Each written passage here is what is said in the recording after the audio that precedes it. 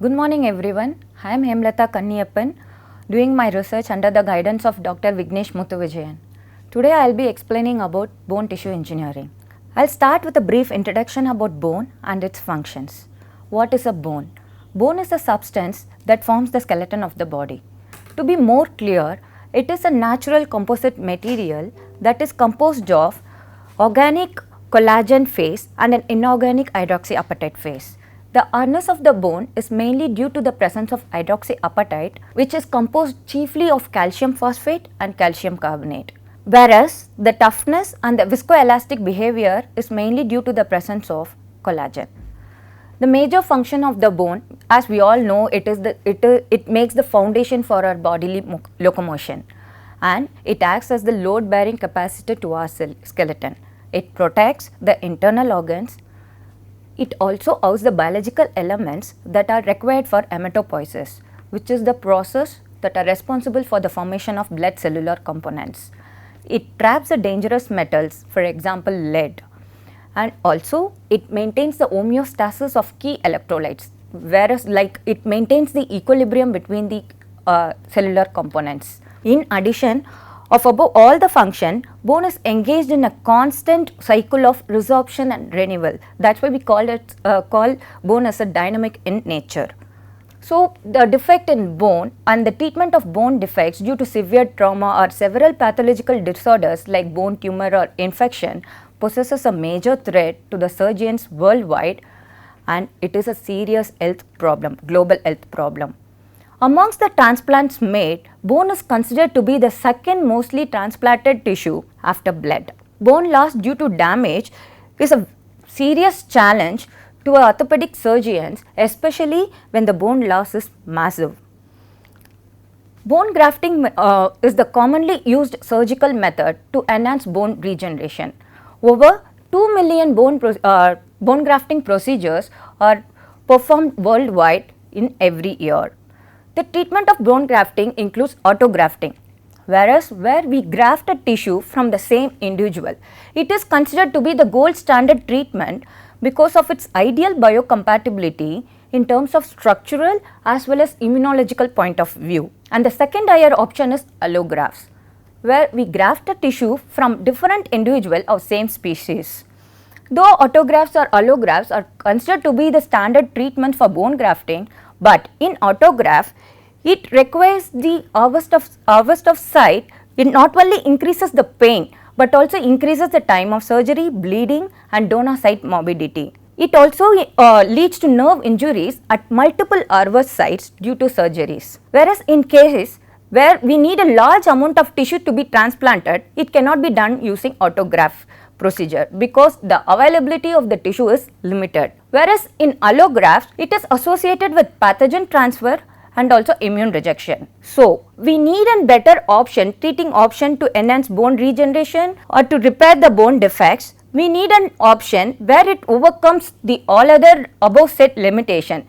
Tissue engineered synthetic bone substrates were developed which will ideally eliminate the above said limitation and aims to develop an ideal bone graft that enhance bone regeneration. Before getting into tissue engineering aspects of our bone tissue engineering application, its status, issues, we need to understand the anatomy of bone. So, in this session, I will be explaining about the anatomy of the bone and the modeling and remodeling of the bone. Then the later session will be discussing about tissue engineering aspects. The anatomy of the bone, the first gross anatomy. Gross anatomy means the study of anatomy of the bone at the visible level. The structure of long bone explores the best visualization of all parts of the bone. The long bone is divided into two parts, diaphysis and the epiphysis. The diaphysis, the tubular region that runs between the proximal and the distal ends of the bone. And the hollow region in the diaphysis is called as medullary cavity, which is filled with yellow bone marrow. And the walls of the diaphysis is made up of hard and dense compact bone. At the wider section of the wider sections at the bone, at the each side of the bone is the epiphysis. It is filled with red marrow and it is filled with spongy spaces. The cavity is filled with spongy spaces and red marrow fills these spaces. And each and epiphysis connect to the diaphysis at the metaphysis. Metaphysis is the narrow area which has epiphyseal growth plate and an cartilage layer, hyaline cartilage layer. This epiphyseal growth plate becomes an epiphyseal line when a bone growth stops at an early adulthood for approximately at the age of 18 to 21 years, and the hyaline cartilage layer replaced with an osseous tissue. The the medullary cavity, the intramembranous is made up of intramembranous lining, delicate membranous lining called endosteum, where it is the place for bone growth, repair and remodeling occur, where I will explain bone growth, repair and remodeling in detail. What are the cellular components involved in later session, later part of this session. And the periosteum, the fibrous membrane cover the outer surface of the bone. It has blood vessels, nerves, lymphatic vessels that nourish the compact bone. This periosteum covers the entire outer surface of the bone, except at the epiphysis region where it has articular cartilage, and this acts as the shock absorber and reduces the friction. Whereas flat bones like cranium, it is made up of a layer of a spongy bone and lined on either side of the layer of the compact bones. So, the layer of spongy bone and the two layers of the compact bone works together to protect the internal organs. If there is any fracture in the outer cranial bone, still the brain is protected by the inner contact layer of the compact bones. And the surface features of the bone. Bone markings. There are three general classes of bone markings: articulations, projections and holes. As the name implies, the first class of bone marking, articulation, as the name implies, where two bone surfaces come together. These surfaces tend to conform to one another, such as one being rounded, the other being cupped, in order to facilitate the function of articulation. Articulation means joint, for example knee joint. And the second bone marking class, general class, is called as projections. It is an area that projects above the surface of the bone. Tendons and ligaments are attached to the periosteum through this marking. For example, the process of spinous process of vertebrae is an example of projection kind of bone marking. And the third general class of bone marking is holes, where it is an opening or groove in bone that allow the nerves or blood vessels to enter the bone. For example, foramen, where the blood vessels passes through the bone.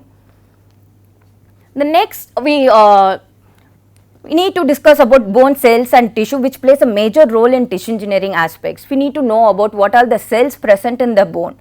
So, as I explained in the introduction session, bone is made up of collagen and hydroxyapatite. Hydroxyapatite gives bone their strength and hardness, and whereas collagen gives them flexibility. If hydroxyapatite is not there, the bone will become more elastic. If collagen is not there, the bone will become brittle. Bone is composed of smaller volume of cells. Although the bone composed of smaller volume of cells, it plays a very important role in its function. There are four types of cells: osteocyte, osteoblast, osteogenic cell and osteoclast cells. Osteoblast cells are the bone cells responsible for the formation of bone. It is present in the growing structures and it is called osteocyte, and which is the primary cell for the mature bone. And the places where the osteocytes located are called as lacunae. Osteocytes maintain the mineral concentration within the matrix. Osteoblast and osteocytes communicate with each other and exchange their nutrients through the long cytoplasmic processes via canaliculi, which is canaliculus, which is present inside the bone matrix. Both osteocyte and osteoblast lack mitosis. Then there arises the question, if both the cells lack mitosis, how are they replenished when old one dies? The answer lies in the third category, third property of cell, which is osteogenic cell. It is highly undifferentiated cell and it is present in the deep marrow or present in the deeper regions of periosteum and marrow cavities. It is the only bone cell that can divide. It divide and differentiate into osteoblast cells. So, while explaining the function of bone, the last function where I said bone is dynamic in nature, which means the new bone is constantly formed and the old bone or the damaged bone or the repaired bone should be resorbed continuously, which is done by the cells called osteoclast cells. Osteoclast cells are responsible for bone resorption. So, there should be a constant balance between osteoblast cells which are responsible for the formation of new bone and osteoclast cells which are responsible for the bone resorption in order to maintain the structural integrity of the bone. So, this reviews the cell type, its function and location in the bone. First cell type is osteogenic cells. As I said, it is the only cell that can divide and it develop into osteoblast. It is present in the deep layers of periosteum and the marrow. And the next is osteoblast cells which are responsible for the formation of bone and present in the growing portions of bone including periosteum and endosteum. Osteocytes which are the primary cell for a matured bone, and the location where it is located, it is known as lacunae, and it maintains the mineral concentration of matrix which are entrapped in matrix.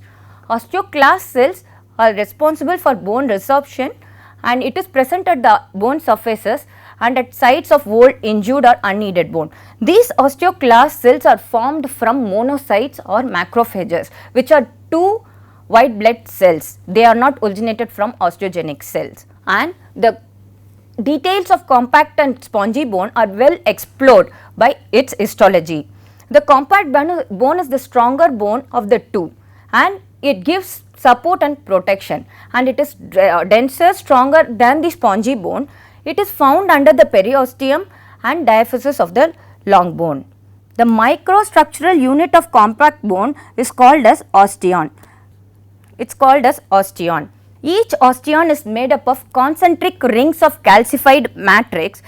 This is also called as Avasian system.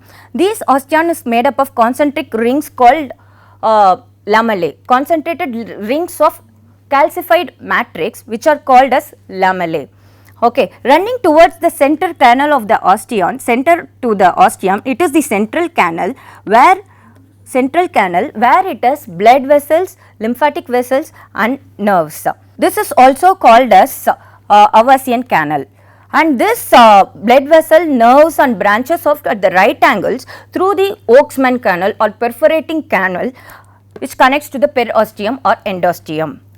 The osteocytes present in the lacunae are found at the adjacent of the lamellae of the osteons. So, as I explained earlier, the nutrients exchange is done by canaliculi. So, one canaliculi is connected to another canaliculi, eventually to the central canal where it has these blood vessels and lymphatic vessels, and the osteocytes is nourished with the presence of this blood vessels, lymphatic vessels, and nutrients are transported through the central canal. Whereas spongy bone, it is also called as cancellous bone. Unlike the compact bone, spongy bone is not made up of concentric rings, whereas it is made up of lattice-like network of matrix spikes called trabeculae.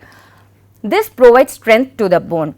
The spaces in some spongy bones that contains red marrow, which are protected by the trabeculae, where hematopoiesis occurs. Hematopoiesis is nothing but the process of formation of blood cellular components. Blood supply and nerve supply to the bone. The spongy bone and medullary cavity receive nourishment from arteries that pass through the compact bone. The osteocytes, the arteries enter through the nutrient foramen, which is the small opening that present in the diaphysis. The osteocytes present in the spongy bone get nourished by the blood vessels and the arteries that enter through the periosteum and into the marrow cavities. Once it passes through the marrow cavities and it is collected by the veins and it is passed out from the bone. Similarly, nerves also follow the same paths into the bone, where they tend to concentrate in the more metabolically active regions of the bone. Nerves also sense pain. The nerves also plays a very important role in regulating blood supplies and bone growth. So, with this the brief explanation about or the detailed explanation about bone anatomy is done. Now we move on to the formation of bone, which is modeling and remodeling. Initially bone is formed by modeling. It is developed in two distinct ways: intramembranous pathway and endochondral pathway. In either of the cases, there is a mesenchymal cellular condensation occurs and it serves as the template for the formation of bone. In first intramembranous bone, where mesenchymal stem cells are directly developed into osteoblast cells, and subsequent bone formation occurs.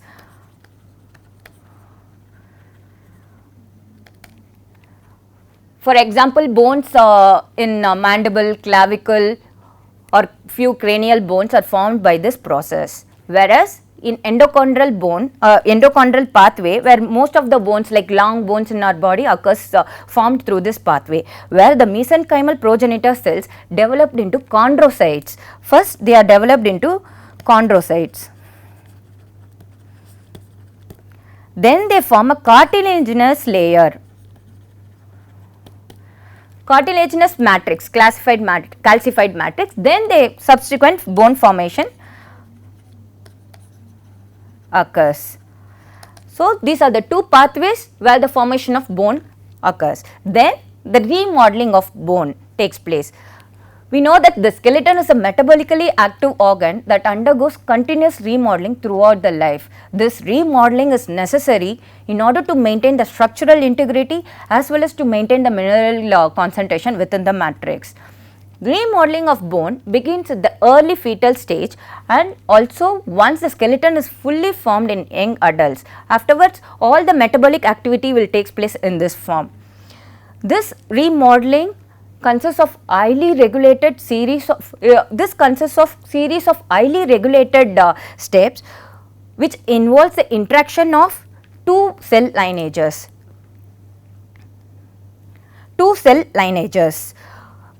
They are mesenchymal osteoblastic cells and hematopoietic osteoclastic cells. The interaction between mesenchymal osteoblastic cells and hematopoietic osteoclastic cells, precursor cells, leads is the start of the remodeling phase. And there are four phases in remodeling of a bone: activation phase, resorption phase, reversal phase and formation of the phase. The first phase is the activation phase, where the interaction between the two precursor cell lines happens. So, which results in the formation, differentiation, fusion of and formation of the large osteoclast cells which are present at the surface of the bone matrix. These cells will tend to secrete hydrogen ions as well as the lysosomal enzymes, especially cathepsin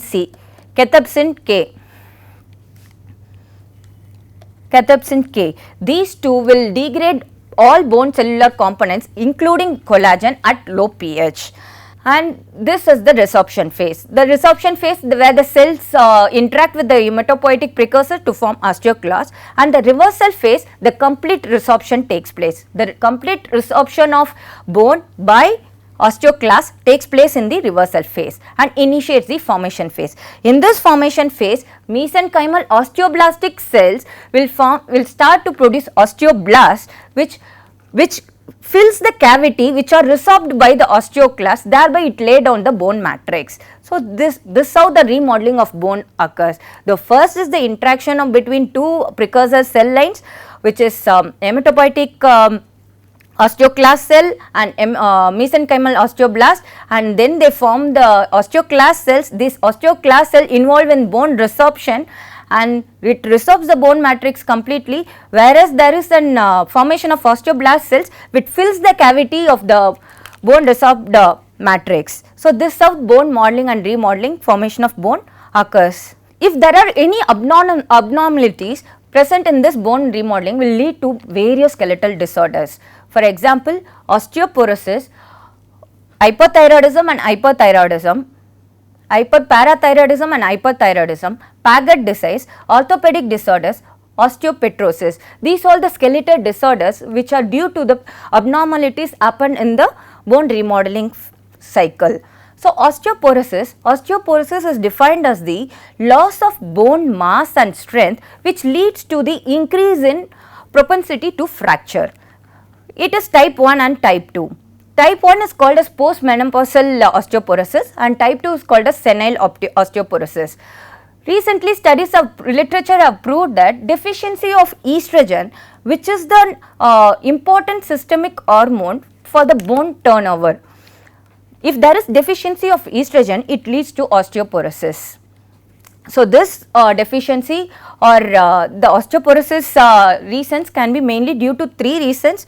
One, the peak bone mass is not formed completely, or there is an imbalance between osteoclast function and osteoblast function, or the overactiveness of osteoclast, like osteoclasts are activated too much, thereby it resorbs bone more than the bone formation, that is osteoporosis. And Paget disease, again the complete mechanism or the clear mechanism is not yet understood, but they say that because of some viral infection, these osteoclast cells are activated abnormally and thereby bone resorption is more, where it changes the structural structure of the bone, where it shows in the evident in that picture, that is Paget disease.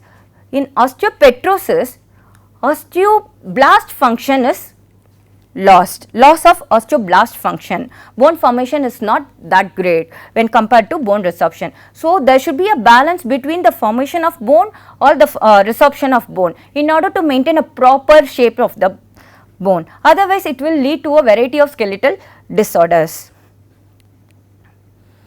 So, now I will be explaining about normal process of bone healing. So, bone, once there is any fracture, bone can itself heal by its process.